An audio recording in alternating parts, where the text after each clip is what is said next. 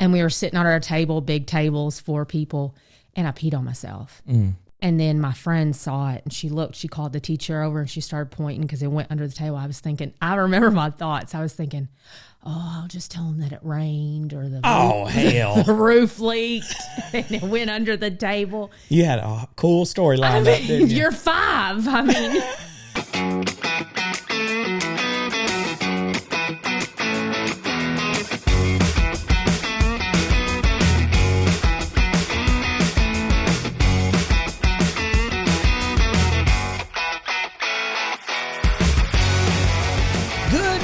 Everybody, and welcome back to the show After School with the Lawsons. I have my beautiful wife, aka my co-host here with me today, Miss Whitney Lawson, and so it's just me and her and I, and we're here for your entertainment for this morning. That's right. Hopefully you're buckled up, you're smiling, and you're having yourself a wonderful day because today is Easter. Happy Easter. Happy Easter. But it's not Easter to you. It's Easter to us. So happy Easter to the fans, the followers, the friends, the family. And this week has been busy. Very busy. I'm exhausted. Me too. I'm mentally exhausted and physically exhausted. But somehow we manage every week to pull through. You know? And next week, or this upcoming week, is going to be a busy one. It's going to be busy. And the following week is going to be a busy one. Yep. The following week, I don't want to shout any surprises or anything, but we do have a special guest coming up. I got to travel to Nashville. And just a little hint, it is the Music City capital of the world. So that may hint it. But yeah, I got a little guest coming on the show. Super excited about that. 49 streams on Easter Sunday for After School with the Lawsons is pretty cool. And that's just audio, right? Mm-hmm. I feel like that's super cool, especially, a holiday and people are taking time out of the holiday to catch up with our family. I think it's cool. Well, they're probably doing that because they're like, oh, my kids hunted many eggs before. Once you see one, you see them all. Yeah. So. And, I don't know if you guys listening do like the whole Easter extravaganza. So like with your family, but I feel like the week build up to Easter, there's like thousands of egg hunts. Oh, yeah. Yeah. At churches, at schools, everywhere. And I'm like, I can only take so many eggs. So we did our families yesterday. For like the Lawson family. And then we did our baskets yesterday, but we did an egg hunt with Layton today. Yeah. So she got to hunt eggs today. Cadence was there as well, but Cadence is like, kind of felt like I'm too old to hunt eggs. And the only reason she hunted yesterday was because I told her, I said, they bought prizes for the older kids too. They're not just baby prizes. She said, oh, okay, I'll hunt then. Yeah. So she's at that age now to where she's like, I can hunt if I want to, but I'm not really interested. She's still at the age to where she's like, oh, I'm still going trick-or-treating. Oh, yeah. So when did you stop egg hunting? Do you remember? I could not tell you. I couldn't either. I have no idea. But I know I had like special Easter baskets every year. My grandmother in Chicago they gave us an Easter basket with our name on it. Oh. And we use that all the time. I mean, Did you ever have anything like that, like growing up with your family? I think up until I was probably 16 or 17, my mom would still get me an Easter basket, a Valentine's basket. I mean, everything. I mean, I was 23 years old and I was still getting Valentine's Day gifts from my mom. Right. Usually it was a pair of boxers and then I transitioned into briefs, but she would get me like silky boxers that said briefs love. Or boxer briefs? What's the difference? Briefs are like tighty whities. Oh, no, I don't wear those. Yeah, I don't wear those. Well, let's point out the obvious too. My voice is almost gone. Yeah. It wasn't like this on the last episode. He took a punch right to the throat. That's false because, as you guys know, if that would have happened, she'd have had a black eye on this Bears show. Eat beets. False. But that reminds me of The Office. I woke up and I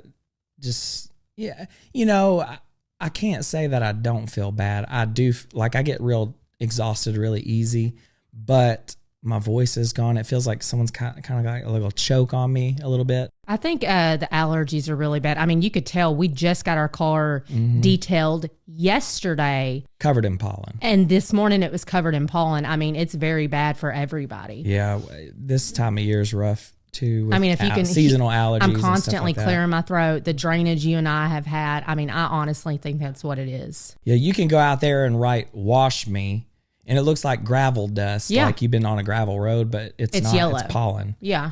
It's crazy. So I don't know if wherever you guys are listening to in the United States or in the different parts of the world where After School with the Lawsons is streamed, comment on our YouTube video, this one here.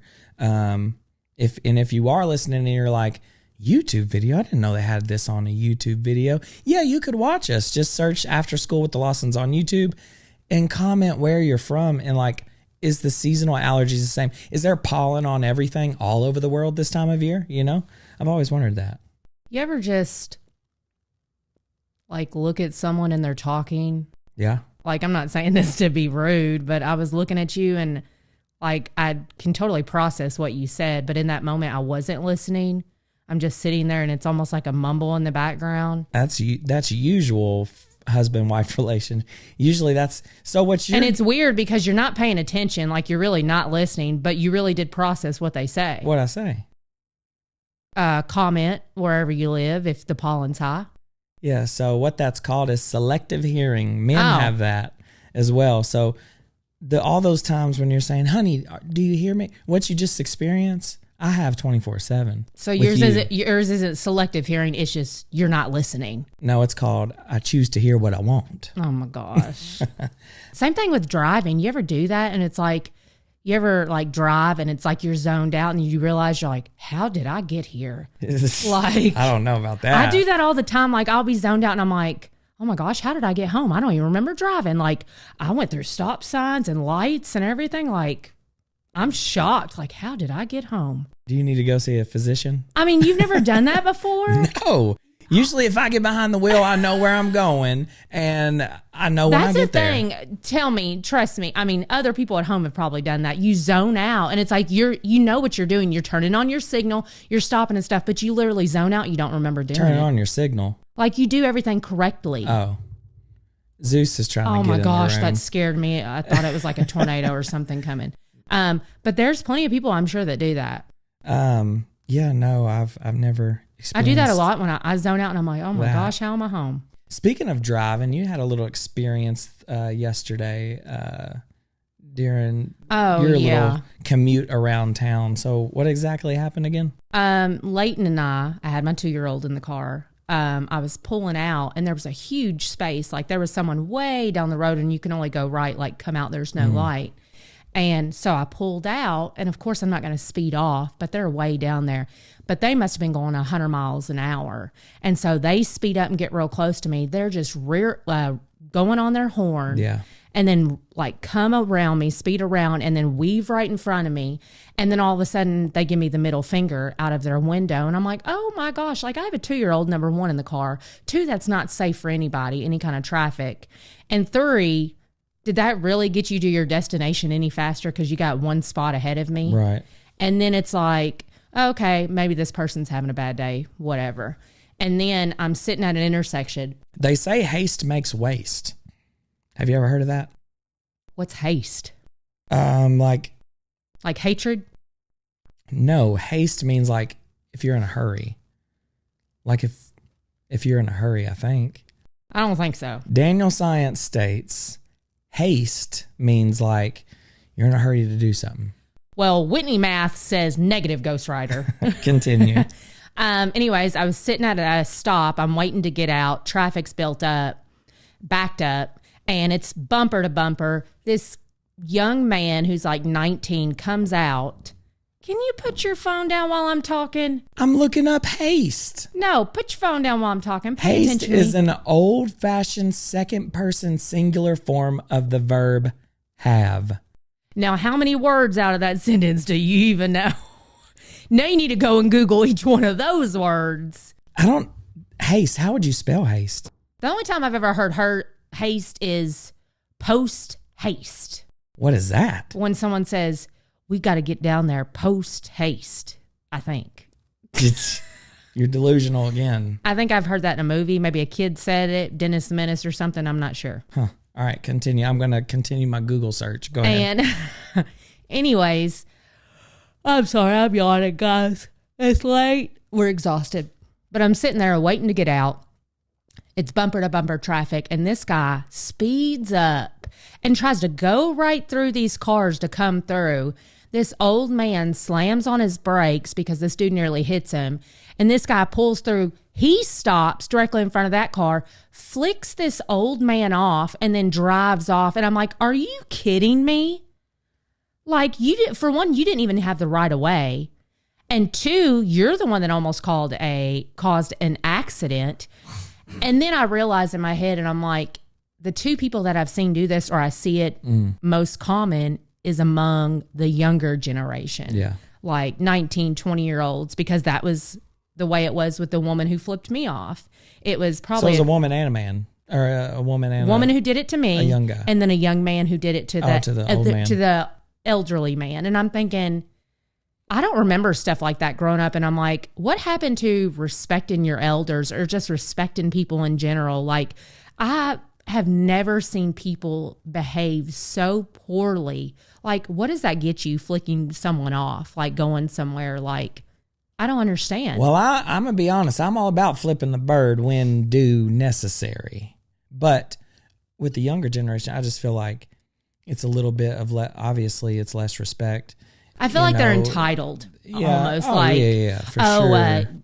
I should be in front of you, or, oh, you didn't let me out, or whatever. Yeah. And it's like... But what makes them feel entitled? Well, I think they're not being raised correctly. That's an issue. Yeah. Yeah. I agree. Yeah. And then for one, all this social media that they have that we didn't, I mean, it's being fed into their brains, the stuff that they see. I mean, they also don't socialize like we do. Yeah, and let me explain what she's saying when she says the social media that we didn't have. So with you guys that are just on audio and don't visually see who we are or don't know us for who we are, we grew up in the time where we got to witness the world without it. And we went through that transition of getting it, and now we see what it's grew to today. Exactly. That's the special part of the generation we grew up in. We got to experience going outside and playing, leaving your door unlocked, and enjoying the moment to transition to, hey, there's this cool new thing called the internet. And you can find out all kinds of cool stuff. And believe it or not, if you go to askjeeves.com in school, you can find out all kinds of cool stuff. But then we even transition years later to, hey, Siri, and now it's going to go off. But that's what she says when she says we grew up in a time without it. We did, but we also went through that period where, hey, here it is. And then boom, today. I mean, kids nowadays will text and be like, hey, you want to come over and play, or you want to go outside? Back then, you had to go to that person's house and knock on their door and ask their parents, hey, can Mark come out and play? Yeah. I mean. Yeah, now they could just text. Or you ride by on your bike and see if their bike's on their front porch. Right. If their bike's not there, oh, they're not home. Yeah. Or if you see 4 or 5 bikes, oh, man, this is where the party's at. Yeah. I'm going to stop here and play with all my friends, So between me and my best friend's house when I grew up, there was a big alfalfa field. And I had to... What's alfalfa? Alfalfa is just like a type of grass Does plant. it stick up like alfalfa's hair? I mean, it's pretty thick, but like we would walk through the alfalfa field.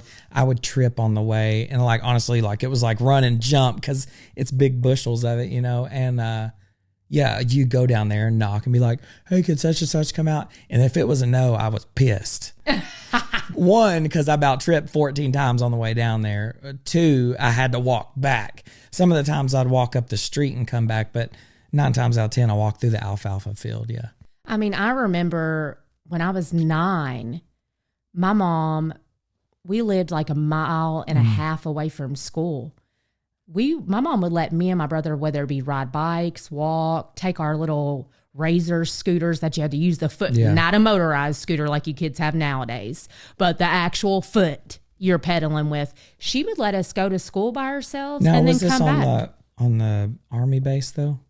Yeah, but still, even even in back then, though, that was in the 90s. Well, right, but the Army-based school was like on base. Like on me, post. I couldn't ride my scooter because I lived out in the sticks. Right. And the school was probably 15 minutes away. Exactly. We lived like a mile down the road from the school. So that makes sense. But still, the 90s, you could leave your car unlocked. I mean, it's just... You leave your door unlocked, and nowadays it's like, you better not. I mean, I don't even think they had like true alarm. I don't even know if they had alarm systems back then, did they? Or if they did, I mean, it wasn't up to par. I'm sure it's not what it is today. Right. There wasn't no Vivint back then, that's for sure. Right. You know. But also, back to the Google, I figured it out. I spelled haste wrong the first time, and then I put the saying, I'm like, oh, that's how you spell haste. Haste, okay? Well, yeah. Well, I spelled it a different way.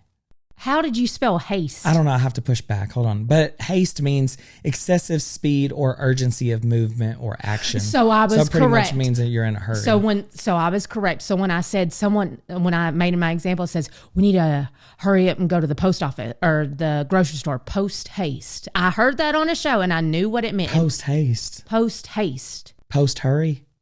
I don't know what post means. That makes no sense. I don't know. Haste makes waste makes perfect sense. Like, why are you in a hurry? You're going to be wasting gas. That's what that means. Haste makes waste. That's probably the dumbest thing I've ever heard. How? It's perfect. It makes perfect sense to Haste us normal makes people. Waste. Hurrying makes waste. Yeah. Hurrying up and passing somebody to get one car ahead. No, I get the hurrying is wasteful, but you said it means hurrying is a waste of gas. Like, that's not what it means. Yeah, just think about it. To get ahead of one person car, you got to speed up. I get it. That's a lot of gas coming out, you know. I ain't thinking about the gas. I'm thinking about you getting one car length ahead is not doing anything for you. It's definitely not. And you're wasting gas. It's a double whammy. I guess. Yeah. Anyways, back to your scooter story. Or was we past that? We were past that. Well, anyways, guys, thanks for tuning in. You know, we got about 39 minutes of after school with the Lawsons with you guys today. Have we been filming that long already? No. Oh. No, I'm just saying, just giving them a heads up. But I wanted to play a little game today. I wanted to do something different than just talk about like the weekly update and whatnot. Right. You know, I always like to throw curveballs at you. And then after this, me and you are going to spend some time together, hang out for a little bit.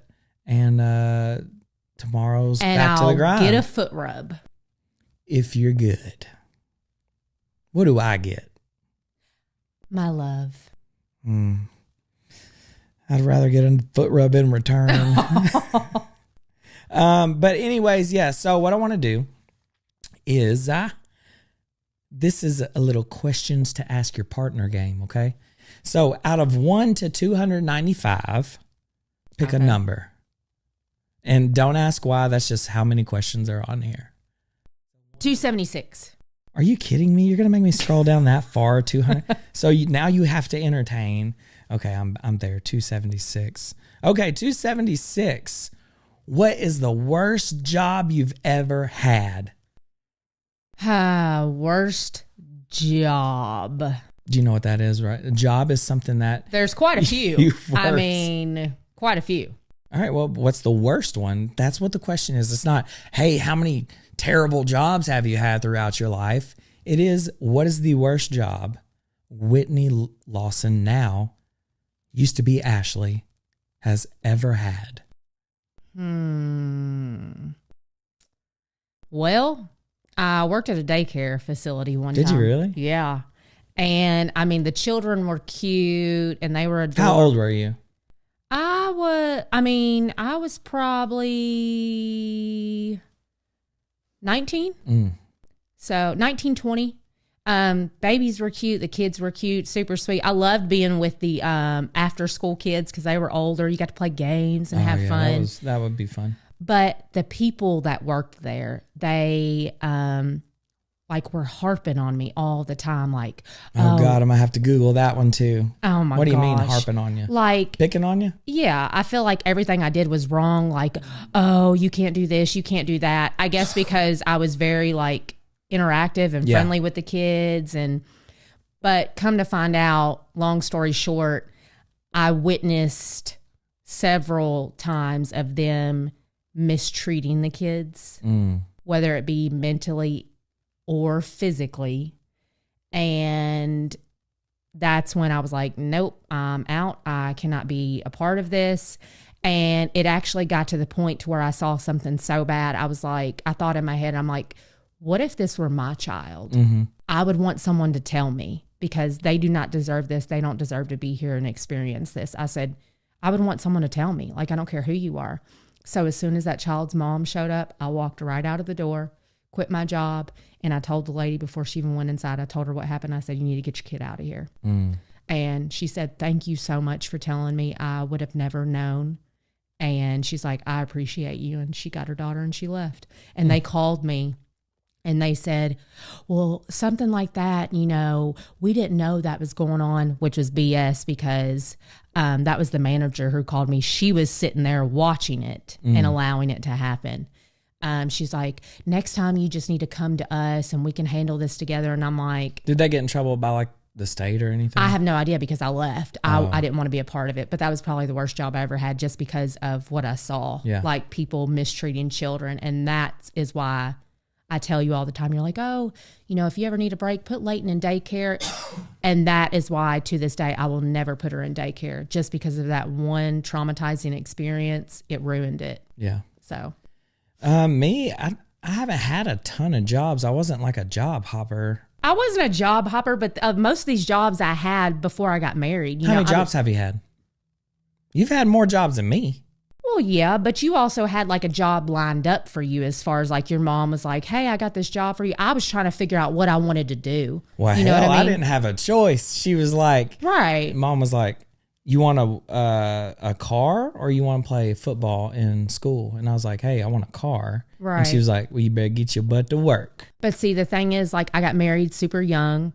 So I left my mom and my dad and I went with him, and I had to figure out what I wanted to do. Yeah. You know, I didn't have really that guidance. Well, I haven't had a lot of worse jobs. Now, I will say one of like the hardest jobs at first, and then I ended up to really enjoy it, was I worked at a factory one time. Remember Campbell Hospital? We built air compressors, and like when you're like first in there, you go on the assembly line, and my job was to there was like 15 or 20 of us in a line, and as the compressor comes down, it starts off as a tank, and then when it gets to the end, it's stickered up. It's got all the pipes. And yeah, what part did you do at that point? At that, I put in the main hose that went from the tank to the motor. Right. So it would pull in air and push it into the tank. Well, all the different, size tanks and whatnot. But anyways, they didn't give me the air wrench. So I was using a manual wrench on a fast assembly. I mean, pretty fast. Right. But, I don't want to look stupid, so I'm doing everything. So I had three things. I had the pipe. I had my washer with like a fitting. Right. And then I had this like glue lube stuff. So when the tank got to me, I put the pipe into the opening of the tank, and then kind of like manipulated it to go into the motor of the compressor. But I had this like white gooey stuff on it to like seal it. And then I would like take a little wrench and just ratchet it down. Oh my gosh. And my hands, after the first 3 days, hurt so bad. It's nonstop, it's a compressor coming down every second. And, finally, one of my ended up to be a really good friend of mine there. His name was Shannon. I called him Papaw because he was older than me. He kind of took me under his wing, and he's like, hey. And I don't know if it was like one of those things like, oh, he's the new guy. Let's see if he lasts. Let's give him a wrench. I kept up. Right. I didn't need no air wrench. I figured it out. And they're probably thinking, holy shit, this is kind of crazy. Right. Well, Shannon's like, hey, there's an air wrench you can use. God, that thing made night and day. All I did, put the pipe in, poof, and it was done. Oh, man. I mean, in a matter of seconds. And but you're thinking, I wish they would have gave me this 3 days ago. Yeah, no kidding. And my hands hurt so bad, like, because I was probably using stuff I'd never used before. Right. And, yeah, it ended up to be super cool to where they moved me to a specialty line, and I would build these huge 150, 250 gallon air tanks from scratch, sticker them, like take my time. I remember that. And I loved it. I mean, it was super cool. Learned a lot. I could build an air compressor from the ground up now, and so that was kind of like the worst job, but I ended up to really, really, enjoy it. We still got some time here. So out of 1 to, what was it, 295 and go. 76. All right, that's what I'm talking about. 76. How do I make you feel loved? Well, you're with me. Well, hell, that's easy. What can I say? I'm pretty simple. Oh, man. Yeah, right. I am. So what do I do? Like the things that I do? Like, well, or what have I done in the past that I could do more of to make you feel loved? Well, I mean, just like you wrote me a note the other day, reminding me like how much you appreciate me and how much you love me. I mean, I really like the small things, the small gestures. I love that, or even just sitting on the couch with me. Like, I know like you're very busy and you have your work, but when you sit in there, like you come in there to work, it's like, oh, he wants to, he knows that I probably want to spend time with him. Like I know regardless that you still love me. You're married to me. You treat me right. You don't abuse me. You don't cheat on me. You constantly tell me you love me. But the little things like that, I'm borderline abuse. I'm just kidding. But the little things like that, women like, and that always reminds me that you love me. Well, cool. What you do that makes me know that you love me is just like the words of affirmation of that. Right. And I'm a big physical guy. Like, I love to be touched and my hand held. What man isn't? And like, I just love your love that you have to offer. I love you rubbing on me or rubbing my back when I go to sleep or just rubbing my hair. And, I may sit there and act like it gets on my nerves, especially if I'm working, but deep down, I truly love that. Just like whenever I wake up or something and I come in here in the mornings and rub on you or give you a hug. Yeah, I like that. And I'm just a big physical, touchy guy. Like, I know. I need to be on you. And I mean, look at you. Why wouldn't I be? Well, I look you would have to be concerning if I wasn't. I look like a bat out of hell right now. I mean, I'm not going to disagree, but you're still cute. You're beautiful. We still got time. Another number? Yep. 13.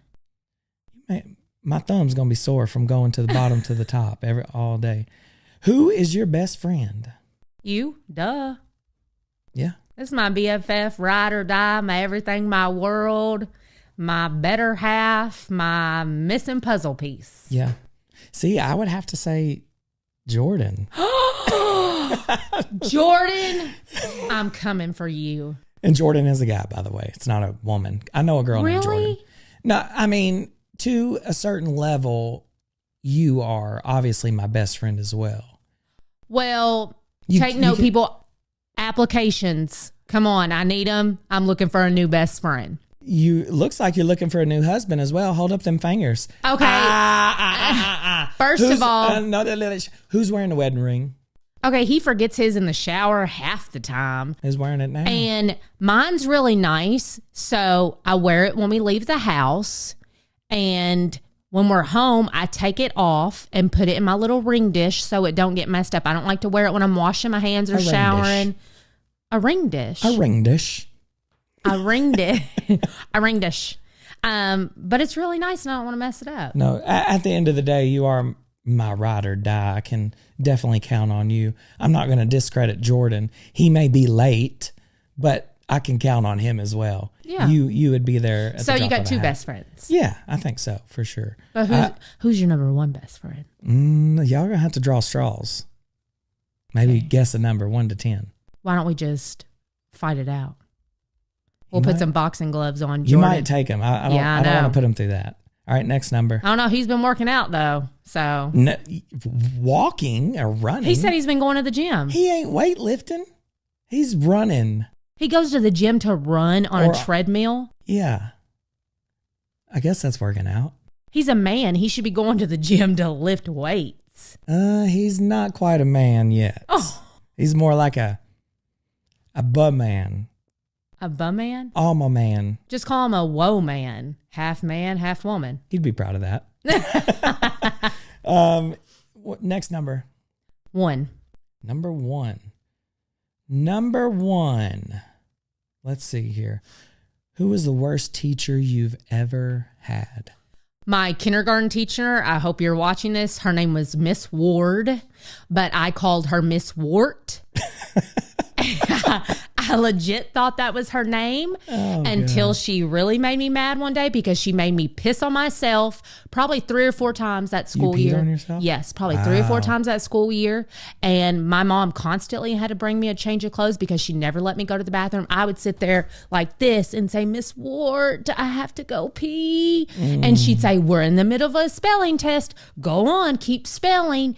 And then I remember that exact moment in kindergarten. I remember. So I was like, oh, can't hold it no more. So, and she would have each kindergartner come up to her and stand at her desk and spell for her while everybody else is working. And I was going to the point where I couldn't hold it no more. So I stopped what I was doing, stopped spelling, and lifted up and went like this with my legs and spread. And I just pissed all over myself. I mean, did she go to the bathroom after that? No, she still never let me go to the bathroom. Wow. So from then on, every time, you know how all teachers, when you walk in being little, they would say, good morning, good morning. Yeah.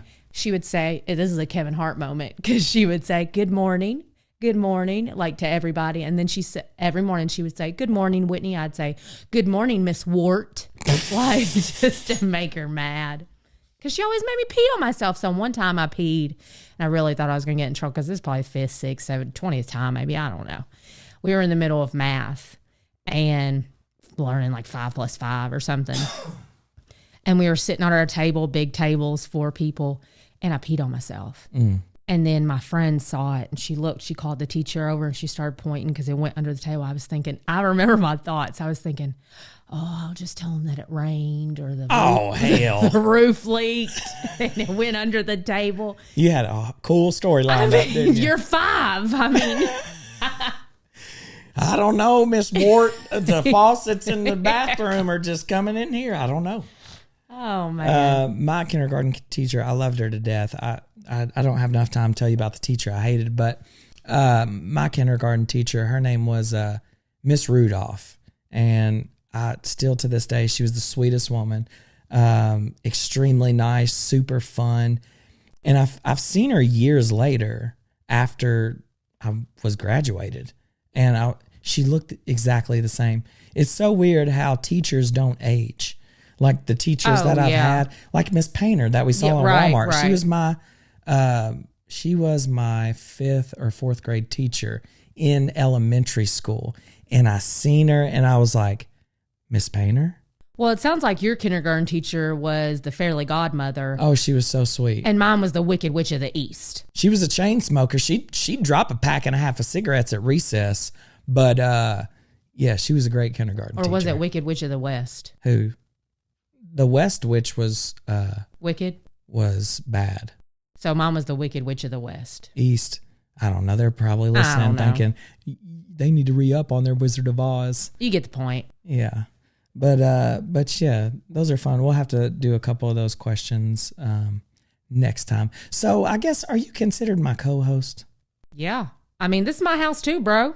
Yeah, I guess so. And it seems like everybody enjoys your episodes more than my episodes. I mean, what can I say? I'm funny. I mean, I might just take over the show. You go right ahead. I mean, I'm going to be the host. I'm going to start calling you my co-host. Y'all, thanks for coming to the show. Thanks for joining us. We're going to end it. Thanks for having my lovely husband on here with us. You know, let's give him a round of applause. Until next time, be sure to tune in, subscribe, give us a big old thumbs up. And I maybe forgot a part. Yep, that's where, expertise come into Turn play. on that bell icon. Is that right? Or no? I don't know if they turn it on. But anyways, guys, thank you so much for tuning in. Take some notes real quick. Thank you all for tuning in. We appreciate you. I love you. I know she loves you. The family loves you. Again, happy Easter. You can't forget that. Right. It is Easter. And who elected the Easter Bunny anyways? Whose idea was that? I don't know. Why didn't they pick the prairie dog? or the possum. Or an Easter flower. The Easter possum. That sounds pretty cool. A possum might as well be, let's go play with the Easter raccoon. But anyways, thank you so much. Seriously, thank you for the streams. Be sure and share the episode on Facebook. And maybe next week we'll get my husband back on my show, But yeah, I truly do appreciate it. I think it's super cool. We've had, 50 streams on Easter Sunday. That's awesome. Continue to share the show. Continue to tell people about it. It's pretty much an eye view of what you see. We're very vulnerable here. We're very open and honest. And that's what you get here on After School with the Lawsons. And we're very funny. And if we're not funny to laugh at, we're funny to look at. Speak for yourself. Speak for yourself there. What did you call yourself all ago? The Walmart shopper? No, I did not. I'm not going to tell you what I called myself because I take it back. All right. Well, thank you guys so much. We'll see you next time. We love you. I love you. We'll see you later. Peace. I got to pee really bad.